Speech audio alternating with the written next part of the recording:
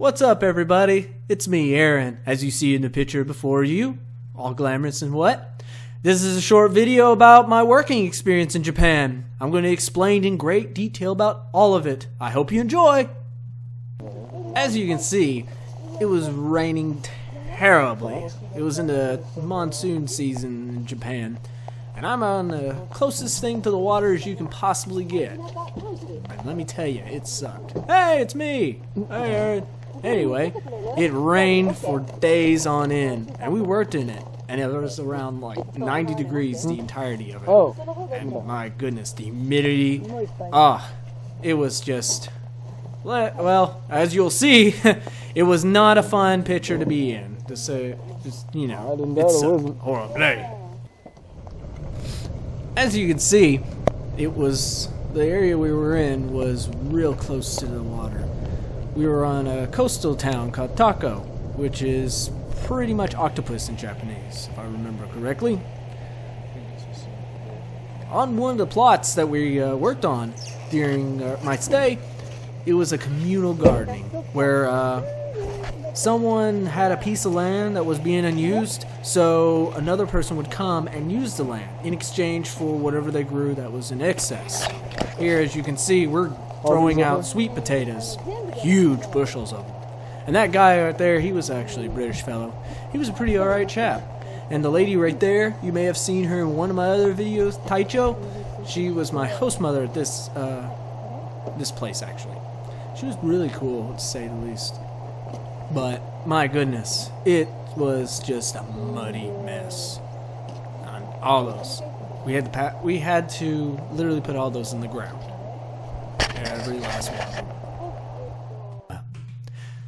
So pretty much on this plot of land, it's all rice. And as you can see, I am using a weed eater with a little metal saw-like tip on it. And I'm cutting underneath electrical wire. Now, some of you may say it's dangerous. And most of you are right. It is entirely dangerous. I wouldn't recommend doing it, especially in the rain. And of course, after you're done weed eating the entire area, you gotta rake it all up. My goodness, was it a lot, and was it a pain. And that rake was just, as you can see, it's all bamboo.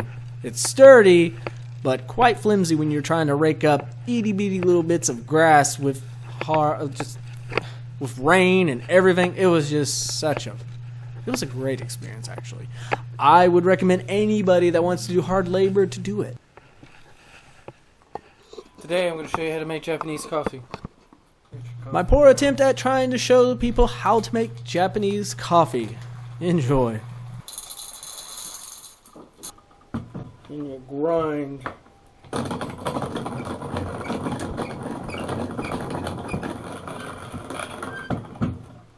So you're done?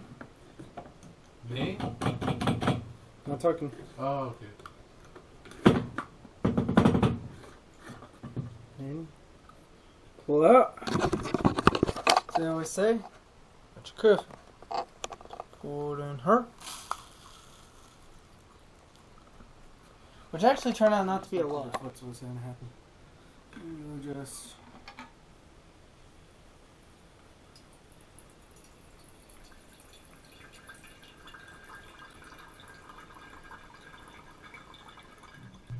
And as you can see, I totally butchered making the coffee. I didn't put enough grounds in it. But when you make it, you gotta commit to it. Put it on that. Boom. You have your very, very diluted coffee looking stuff. It's not dark like the old man makes. It'll be okay. Do you have your coffee cup?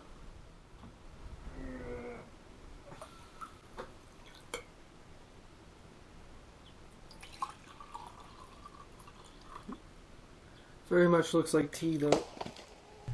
Now, changing the scenery, we go further north.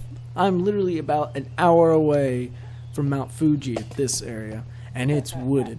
Unlike the other one, did not work very well. It's nowhere near the water, so we're cutting lots of wood. And by lots of wood, I mean tons of it. And I finally get to use a woodcutter like this. A splitter. It's a wood splitter. Exactly. Obviously, my terminology is not the best, but it was an interesting experience as I chopped wood all day and all night. And that fellow over there, he's actually a Frenchman. He is a breakdancer, too. His dream is to be a gardener, or to be a very, very talented one. And I think he has a lot of talent to do it. Regardless of that, I actually failed to mention his name was Hugo. So, if Hugo, you ever see this, how's it going, bud? Anyway, literally chopped wood all day. This isn't that hard, mind you, but the ferocious mosquitoes and insects, my goodness. And some of that wood had been there for, gosh, I don't know how long, a year at least. And it was just, smelled horrible. It was a good experience, but it was just tedious. Constantly splitting wood and whatnot. This was not the hardest of my labors, but tedious nonetheless it was. But I made a really good friend out of it. So that's always positive, right? Anyway, so the next project I was tasked to do, with the help of my buddy Hugo, was to completely fix this wood holder metal contraption that was conceived. Again, it wasn't hard, just tedious and kind of annoying. Some of the little connections and all the little doohickeys was just everywhere but right. But some background story, this lady that I was living with, my host mother here, she was actually a paper maker. She would make all sorts of lights, anything related to paper. Not just stationery, but lights, curtains, things that come to mind. I'm at a loss on all the things that she did actually make with them. But some of her designs were rather lovely, I have to say. I was really shocked. She made them all by hand too, which was really cool. She used to have a dog, and it was a really cool dog, I heard. But he wasn't there when I was there, sadly. So it was just her. But the area she lives in, actually, some of the history of it was quite interesting, considering that the area hadn't been inhabited for a very long time. They actually moved people from the cities during World War II to escape the fire bombings by America. Nonetheless, the area was really poor, and it wouldn't actually catch on to other people around until later in the 80s and 90s when people had a lot more money, and the area actually grew into a luxurious site. Quite interesting, to say the least. And probably by far the most stinkiest place and stinkiest job I had to do was dealing with all these chickens. And as you can hear, they're very loud. And the ground down there is very mushy. And just, if you look at this place, as you are now, you can only imagine the smells. They still bring me nightmares just thinking about it. I need a shower now. Though probably the easier of the jobs I had to do at this farm was dealing with the chickens. And picking some of the vegetables and doing a lot of the weeding that was necessary for the area around there. In this one, I'm having to clean a lot of the chicken coop, and, well, it doesn't get any more nastier at this point. It really does not. I wish I could be joking, but it just gets stink like that right there. You get underneath that, and it just, oh my goodness, the whiff of smells and just we're gonna stench. put some of it here. Or put it over here, I believe. It was really great fertilizer, surprisingly. So all that we were doing there was getting all of it and putting it in this bucket and dumping it out all around the garden and around the house. So technically the house would smell like chicken fodder, but it was great fertilizer. And most of the food would grow organically. There was never anything bought, which was a big plus. And the funnest of it all, the sowing of sweet potatoes. By far, the most taxing of the jobs was hoeing and hoeing and hoeing. which really was easy in concept, but laborious as ever. As we get our examination over our work by our host mother, they were actually doing this not just for survival means, because by all means, we ate everything we grew. We didn't buy anything outside or any of that. We literally, everything we grew, we ate. But the bigger picture was what she was doing. Any extra foods that they had, they would donate it all to the Fukushima site, to the kids up north where the 2011 nuclear disaster happened with one of the plants.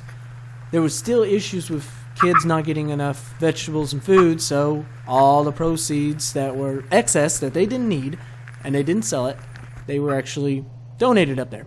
And to say the very least, Taicho was one of the most hardest working women I've ever met in my life and had the pleasure of working with. She would work just as hard as us, if not harder. And it really made the working experience that much better, honestly. I'd never had that kind of experience, so it was really refreshing. And a good reminder that there are still people out there that work just as hard as the next one. And again, with weed eating, this was a miserable situation. That mesh would get caught up in that weed eater, and boom! You had to stop, and it would tear up the weed eater. It was a pain to get out. And look, as I dig a little trench to get all the muck water out from the chicken coop. Look at it. Isn't it just delicious? Look at that mud. Oh, it makes you just want to roll around in it like a pig. Oh, gosh, it just... engineering it at its best. Even though I'm not an engineer. Or even close to it. But, we were pretty crafty, to say the least. But still, a lot of work. Festival? Happy Island Festival. Fuck's a happy island. I ain't a happy camper. I am. I'm just being melodramatic.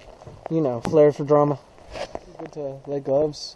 And as you can see, she looks soaked. And she is soaked. And it ain't by rain either.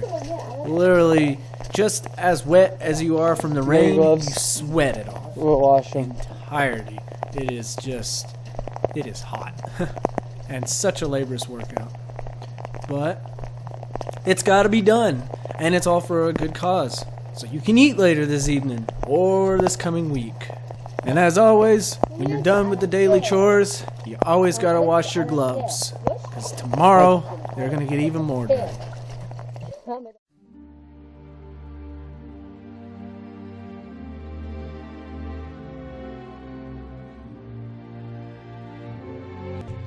Hey guys, you stuck around! Thanks for checking out my video. I also have several other videos up there. I have some gaming stuff, always awesome, and then I have some other Japanese videos coming along too. And if you haven't checked out my Patreon page, you need to get on it. Also, my Facebook. Come like me, okay? Hey, I even have a website. Who knew? Go check this stuff out. People, come on. Let's do this. Thanks, guys.